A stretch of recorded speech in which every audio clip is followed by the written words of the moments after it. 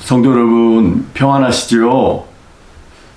오늘부터 말씀과 하루 레위기를 우리가 통독하게 됩니다. 여러분, 레위기는 우리가 통독하다가 이제 슬슬 막히기 시작되는 책인데요. 특히 레위기는 우리의 죄를 속해 주시는 하나님이 정하신 제사법들이 많이 나오죠. 오늘 특별히 고난주간 이제 둘째 날을 맞으면서 또 우리의 죄를 속할 길을 열어주신 예수 그리스도의 십자가의 은혜를 또 레위기와 함께 더 묵상할 수 있게 되면 좋겠습니다. 레위기는 제사를 통해서 죄인이 어떻게 거룩해질 수 있는지 그것에 대해서 10장까지 다루고 있고요. 또 이미 거룩해진 하나님의 백성들이 그것을 계속 유지하는 방법에 대해서 11장부터 마지막 27장까지 알려주고 있습니다. 그러니까 거룩하신 분, 하나님의 다스림을 받으면서 그분의 주되심 아래 그분을 주인으로 인정하며 살아가는 것의 의미가 무엇인지를 알려주는 책이 레위기입니다. 사람은 다 죄로 물들어 있습니다. 그러기에 하나님께서 거룩하신 하나님이 우리 가운데 머무시기 위해서는, 또 우리가 주님의 임재 가운데 머물기 위해서는 우리가 정결하게 깨끗하게 되어야 합니다. 그래서 레위기에 나오는 여러 가지 제사 제도들은 여호와 하나님께서 죄 용서의 방법을 직접 우리에게 마련해 주시고 알려주신다라는 사실을 가르쳐 줍니다. 여러분, 먼저 레위기 본문으로 우리가 한번 직접 들어가 보면 좋겠습니다. 전체 27장 가운데 지난주처럼 핵심 구절이라고 할 수 있는 요절이 되는 몇 개 구절을 먼저 살펴보겠습니다. 성경책 가지고 계시면은 저와 함께 찾아보겠습니다. 지난주처럼 종교개혁자 마틴 루터가 번역한 이 루터 성경에서 구속사적으로 중요하다라고 표시된 요절 몇 군데를 먼저 찾아보면 맥을 잡는데 많은 도움이 될 것 같습니다. 여러분, 성경책 갖고 계시죠? 먼저 레위기 10장 3절 말씀을 한번 펴주시기 바랍니다. 10장 3절. 10장 3절 말씀 중에 보면 이런 말씀 나옵니다. 나는 나를 가까이 하는 자 중에서 내 거룩함을 나타내겠고 온 백성 앞에서 내 영광을 나타내리라. 하나님의 거룩함을 우리를 통해서 나타내시겠다는 말씀이죠. 또 핵심 구절은 레위기 19장 2절 말씀입니다. 여러분, 레위기 19장 2절 말씀을 펴시면은 이런 말씀이 나오죠. 너희는 거룩하라. 이는 나 여호와 너희 하나님이 거룩함이니라. 아멘. 예, 가장 핵심이 되는 레위기의 요절이라고도 할 수 있습니다. 이 19장 2절 말씀은. 그러니까 레위기는 하나님의 백성들이 거룩하게 되는 방법, 그리고 하나님과 올바른 관계를 유지하는 그 방법에 대한 구체적인 지침들을 알려주는 거죠. 하나님이 이스라엘 백성을 거룩하게 하시는 분이시지만 또 이스라엘 백성들 편에서 역시 거룩한 삶을 추구해야 한다는 것입니다. 그러니까 모든 하나님 보시기에 악한 것에서 자신들을 분리해야 하고 선한 것에 집중하고 헌신해야 하는 것이죠. 그리고 이 거룩함, 그것은 하나님과의 관계에서 뿐만 아니라 이스라엘 백성들을 상호 간에 서로 간의 올바른 관계를 잘 유지하는 것을 통해서 이 거룩함은 나타나야 합니다. 여러분, 제가 질문 하나, 퀴즈 하나 드릴게요. 신약성경에서 예수님이 내 이웃을 내 몸같이 사랑하라 라고 계명 주셨잖아요. 그 말씀이 구약에 어디에 나올까요? 레위기니까 제가 여쭤보겠죠. 바로 레위기 19장 18절 말씀입니다. 종교개혁자 루터도 바로 이 부분을 핵심 구절로 강조했는데요. 레위기 19장 18절 말씀을 찾아보면 이 말씀이 나오죠. 내 이웃 사랑하기를 내 자신과 같이 사랑하라. 요 19장 18절은 우리 신대원 입학시험에도 거의 꼭 나오는 암송 구절입니다. 여러분, 그리고 마지막으로 한 군데 레위기 19장 32절 말씀을 살펴보겠습니다. 19장에 중요한 말씀이 많이 나오죠. 19장 32절을 보면은 너는 센 머리 앞에서 일어서고 노인의 얼굴을 공경하며 내 하나님을 경외하라. 나는 여호와이니라. 이렇게 말씀하십니다. 루터는 이 구절을 이렇게 번역합니다. 백발이 성성한 어른이 들어오면 일어서고 나이든 어른을 보면 그를 공경하여라. 너의 하나님을 두려워하여라. 나는 하나님이다. 여러분, 이렇게 어른을, 흰머리가 있는 어르신을 공경하는 것은 우리 인간 사회가 유지되는 기본이고 이웃사랑에 어떻게 보면 가장 근원적인 토대가 되는 것이죠. 자, 그렇다면 이 레위기의 제사법, 그리고 어려워 보이는 이 말씀이 오늘 신약 시대를 살아가는 우리 그리스도인들에게는 신약의 관점에서 이 레위기 말씀을 어떻게 해석해야 하겠습니까? 먼저 우리는 레위기의 말씀에 나오는 이 죄의 용서는 짐승으로 말미암아 드려지는 그 제사를 통해서가 아니라 십자가에서 죽으시고 부활하신 완전하신 대제사장 예수 그리스도를 통해 죄의 용서가 이루어진다라는 것을 우리는 깨닫게 됩니다. 그래서 히브리서 9장 26절의 말씀처럼 이제 자기를 예수께서 단번에 제물로 드려 죄를 없이 하시려고 세상 끝에 나타나셨느니라 이렇게 말씀하고 있습니다.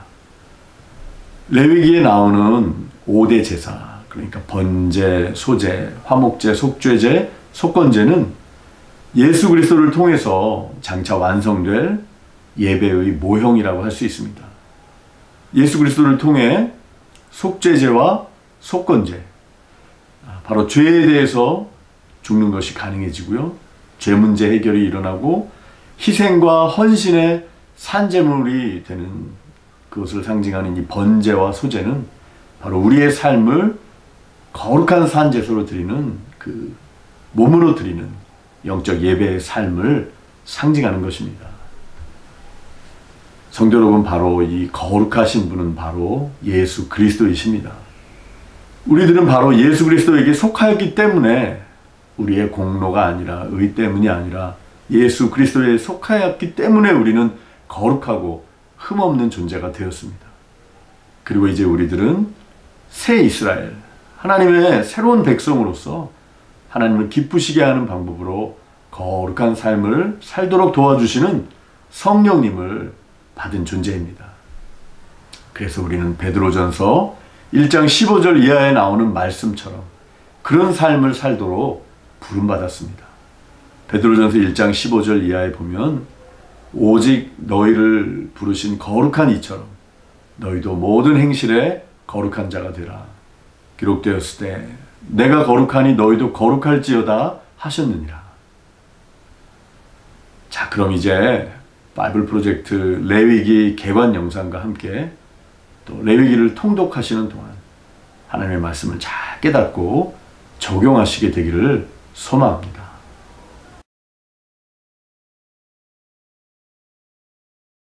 레위기, 성경의 세 번째 책으로서 노예였던 이스라엘이 출애굽한 직후가 배경입니다.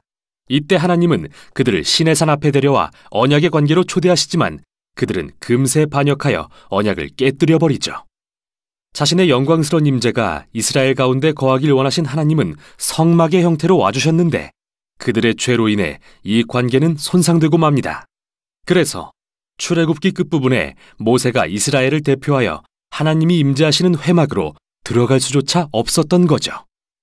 레위기는 이런 근본적인 문제를 상기시키며 시작합니다.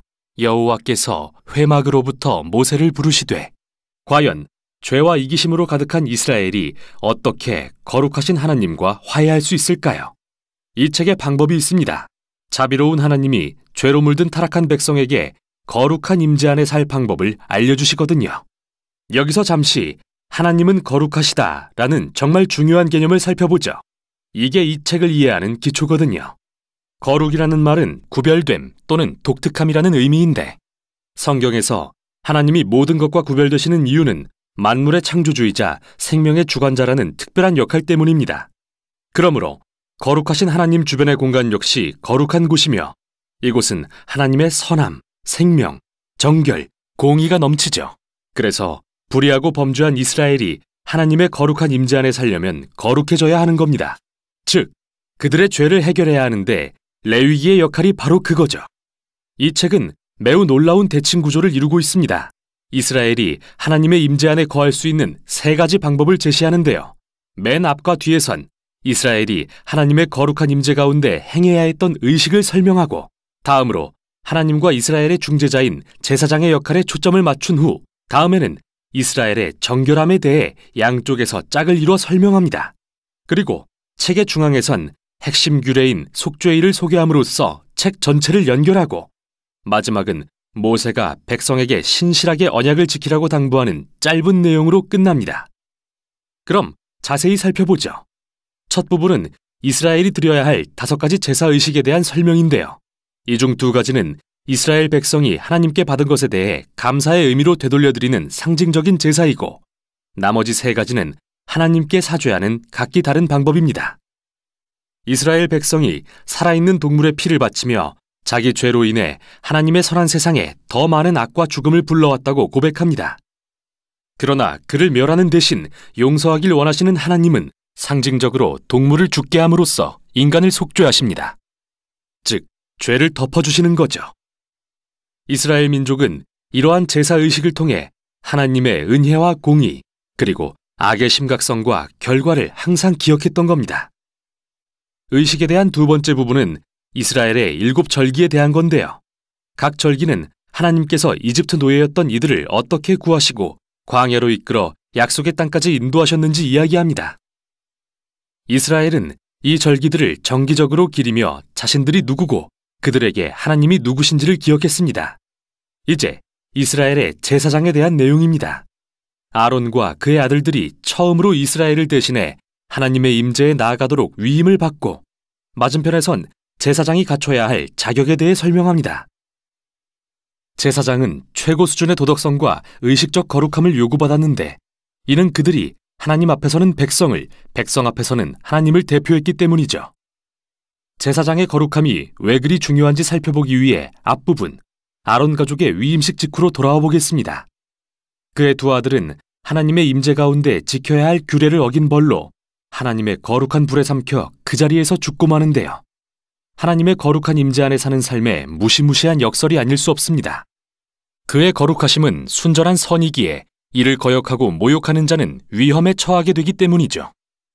그래서 이토록 이스라엘의 제사장과 온 이스라엘 백성의 거룩함이 중요한 건데요. 다음 내용이 이에 대한 설명입니다. 11장부터 15장은 온 이스라엘 백성에게 요구되는 정결 의식을, 18장부터 20장은 도덕적 정결에 대해 설명합니다. 정함과 부정함의 개념에 대해 들여다보죠. 하나님은 거룩하시고 구별된 분이십니다. 그래서 그분의 임재로 들어가려면 이스라엘도 스스로를 거룩하게 해야 하는데, 이를 깨끗하거나 정결한 상태라고 부릅니다. 반면 거룩하지 않으면 누구도 하나님의 임재에 접근할 수 없는데, 이는 더럽거나 불결한 상태라고 합니다. 이스라엘 백성은 체액과 접촉하거나 피부병이 생기거나 곰팡이나 균을 만지거나 주검을 만짐으로써 부정해졌습니다. 이것들은 모두 죽음, 즉 생명의 상실과 관련이 있는데, 여기에 중요한 상징이 담겨 있습니다. 누구라도 죽음과 접촉하면 그것이 전염되어 부정해진다는 말이죠. 죽음이 하나님의 거룩과 반대되는 이유는 그분의 본질이 생명이기 때문이고요. 그러니까 핵심은 부정함은 죄악도 아니고 잘못된 것도 아니라는 겁니다. 이런 것들과 접촉하는 건 일상에서 자연스레 일어나고 부정함도 일시적일 뿐이죠. 1, 2주만 지나면 끝나니까요. 죄악이고 잘못된 것은 바로 이러한 죽음과 부정의 상징들을 몸에 지닌 채 하나님의 임재로 나아가는 겁니다. 그러진 말아야겠죠. 마지막으로 먹으면 부정해지는 동물도 있었는데요. 여기서 유대인의 음식법 코셔가 등장했습니다. 왜 특정 동물을 부정하다고 금하셨는지에 대해서는 의견이 분분합니다. 위생적 차원이다, 문화적 금기다 등 명확한 설명은 없지만 기본적인 요지는 분명한데요. 이처럼 세밀한 문화적 상징을 통해서 이스라엘 백성은 하나님의 거룩하심이 삶의 모든 영역에 영향을 미친다는 걸 기억할 수 있었던 겁니다. 여기에 대칭되는 부분이 이스라엘의 도덕적 정결인데요. 하나님은 이스라엘에게 가나안 민족과 다르게 살라고 요구하셨습니다. 가난한 자를 지나치지 말고 돌봐야 하며 성적으로 매우 순결해야 하며 사회 전반에 정의를 실현해야 한다고 하셨죠. 그리고 책의 중앙에는 이스라엘의 절기인 속죄일이 자세히 소개되는데요. 분명히 백성 중 누군가는 죄를 짓거나 불순종을 하고도 제사를 드리지 않았을 수 있기에 대제사장은 1년에 한 번씩 2마리의 염소를 잡아 한 마리는 백성의 죄를 대신하는 속죄 제물로 바치고 다른 한 마리는 희생의 염소로 삼았습니다. 제사장이 이스라엘의 죄를 고백하고 이 염소에게 그 죄를 전가한 뒤 광야로 내보내는 상징적인 의식이었죠. 백성의 죄와 그 결과를 없애고 자신과 화목하게 살게 하시려는 하나님의 마음이 정말 잘 드러나는 장면입니다. 레위기는 모세가 이스라엘에게 언약을 신실하게 지키라고 당부하면서 끝을 맺는데요. 너희가 하나님이 주시는 평화와 풍요의 복을 누리려면 이 모든 율법을 지켜야 한다. 그러나 불순종하여 하나님의 거룩을 더럽히면 그게 재앙, 곧 아브라함에게 약속하신 땅에서 추방될 것이라는 경고였죠.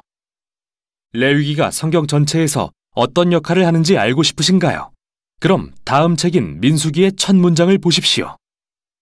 여호와께서 회막에서 모세에게 말씀하여 이르시되. 이제 모세는 이스라엘을 대표하여 하나님의 임재로 나아갈 수 있게 된 겁니다. 그게 레위기가 한 일이죠.